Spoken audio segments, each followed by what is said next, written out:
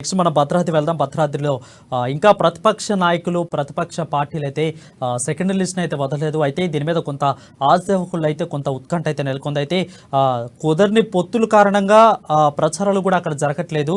అయితే భద్రాద్రి జిల్లాల ఆశావహుల్లో చాలా అయితే ఉత్కంఠ అయితే నెలకొంది.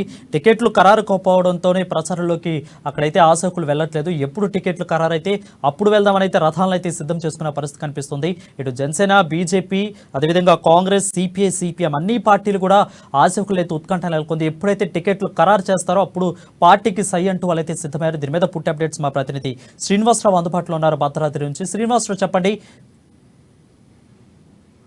Thank you Varun. ఈ రోజు చూసుకున్నట్టయితే ఎన్నికల ప్రచారంలో ముందుకు సాగనటువంటి కొంత పరిస్థితి ఏర్పడింది. దీనికి కారణం అంతా కూడా ఈ యొక్క కమ్యూనిస్టులు ఎవరైతే ఉన్నారో కాంగ్రెస్ తోటి అలయన్స్ లో ఉండే పరిస్థితి కనపడుతున్న నేపథ్యంలో ఇంకా కాంగ్రెస్ ఇవాళ రేపు అని చెప్పేసి లిస్ట్ ని తాత్సారం చేస్తున్న క్రమంలో ఆ యొక్క ఆశావాహులు ఎవరైతే ఉన్నారో ఆశావాహులు తమ యొక్క ప్రచార రథాలను కూడా ఏర్పాటు చేసుకొని ఆ యొక్క లిస్ట్ లో వచ్చేటువంటి పేరు నాది ఉంటుంది అని చెప్పేసి ఎంతో ఆశతోటి ఎదురు చూస్తున్నటువంటి పరిస్థితి ఉంది. ఇవాళ చూస్తే ఇక్కడ భద్రాద్రి కొత్తగూడెం జిల్లాలో 5 నియోజకవర్గాలు ఉన్నాయి. 5 నియోజకవర్గాలు కొత్తగూడెం, ఇల్లందు, అశ్వరావుపేట, భద్రాచలం, పినపాక. ఈ 5 నియోజకవర్గాల్లో కూడా అధికార పార్టీకి సంబంధించినటువంటి అభ్యర్థులు ఎవరైతే ఉన్నారో వాళ్ళు మాత్రమే ప్రచారాల్లో కొనసాగుతున్నారు.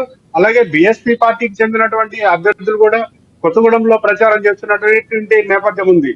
ఇలాగే ఈ యొక్క సిపిఐకి కేటాయిస్తారని చెప్పేసి సిపిఐ అలయన్స్ లో ఎదురు చూస్తున్నారు. అలాగే కాంగ్రెస్ లో మాకు వస్తుంది, మా పార్టీకే కేటాయిస్తారు సీట్లు అని చెప్పేసి ఆ యొక్క పార్టీలో ఉన్నటువంటి అభ్యర్థులు కూడా వస్తున్నటువంటి నేపథ్యం ఉంది. దీనిలో భాగంగా ప్రచారము అంతా ముందుకు సాగనటువంటి పరిస్థితి అయితే జిల్లాలో ఏర్పడింది ఈ రోజు. అలాగే భద్రాద్రి కొత్తగూడెం జిల్లాలో ఉన్నటువంటి 5 నియోజకవర్గాల్లో కూడా ఏ నియోజకవర్గంలోనూ టిఆర్ఎస్ కి యొక్క గెలుపు అనేది సాధ్యపడదేమని యొక్క స్థానిక నియోజకవర్గ ప్రజలు కూడా అక్కడ ఆరోపణలు చేస్తున్నటువంటి నేపథ్యం ఉంది. అంటే ఉమ్మడి ఖమ్మం జిల్లాలో 10 సీట్లకు 10 సీట్లు కాంగ్రెస్ కైవసం చేసుకోవాలన్నటువంటి ఆ యొక్క దృక్పథంతో ఆ కాంగ్రెస్ పార్టీ ముందుకెళ్తున్న క్రమంలో కొత్తగూడెంలో ఉన్నటువంటి 5 నియోజకవర్గాల్లో మాత్రం 5 నియోజకవర్గాలు కూడా క్లీన్ షిప్ చేయాలని చెప్పేసి కూడా చాలా దృఢ సంకల్పంతో కాంగ్రెస్ పార్టీ ముందుకెళ్తుంది. వరుణ్, రైట్. అయితే శ్రీనివాస్, అయితే జనసేన, బీజేపీ ఒకవేళ పొత్తు పెట్టుకుని వెళ్తే ఈ 5 నియోజకవర్గాల్లో, భద్రాద్రిలోని 5 నియోజకవర్గాల్లో ఎలాంటి ప్రభావం పడుతుంది?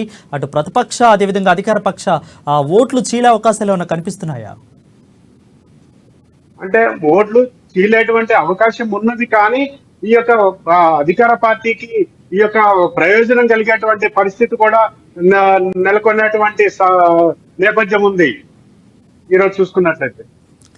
రైట్ శ్రీనివాస్, అయితే రాష్ట్రంలో కూడా మనం చూస్తూనే ఉన్నాం కాంగ్రెస్ పార్టీలో వలసలు అటు నుంచి ఇటు నుంచి అటు భారీగా జరుగుతున్నాయి. ఎక్కువగా రాష్ట్రం మొత్తం మీద కూడా కాంగ్రెస్ పార్టీకే వలసలు ఎక్కువ జరిగినాయని అందరికీ తెలిసిన విషయమే. సో నేపథ్యంలో ఉమ్మడి భద్రాద్రి మొత్తం మీద కూడా కాంగ్రెస్ పార్టీకి హవా ఏ విధంగా ఉండబోతుంది? నాయకులు ఏ విధంగా ప్రచారం చేయబోతున్నారు?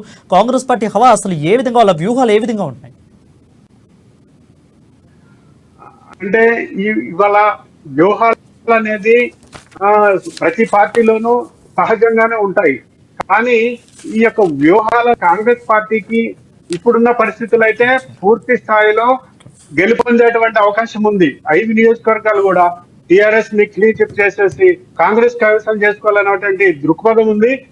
ఓటర్లలో కూడా ప్రభుత్వం పైన పూర్తిగా వ్యతిరేకతతో ఉన్నారు. ఎందుకంటే ఇప్పుడు అధికార పార్టీ ప్రవేశపెట్టినటువంటి ఏవైతే పథకాలు ఉన్నాయో ఆ పథకాలలో లబ్ధిదారుల దగ్గర నుంచి, అంటే ఈ యొక్క బీసీ లోన్స్ కావచ్చు, తర్వాత దళిత బంధు కావచ్చు, ఇలాంటి అంటే డబుల్ బెడ్రూమ్లు కావచ్చు, ఇలాంటి పథకాలలో అసలైనటువంటి ఎవరైతే లబ్ధిదారులు ఉన్నారో ఆ లబ్ధిదారులకి చేరటంలో అవి కమిషన్లకి కక్కుర్తిపడి ఆ యొక్క ప్రజలు, నిరుపేదలు కట్టలేనటువంటి పరిస్థితుల్లో నిరాశ్రయులయ్యారు.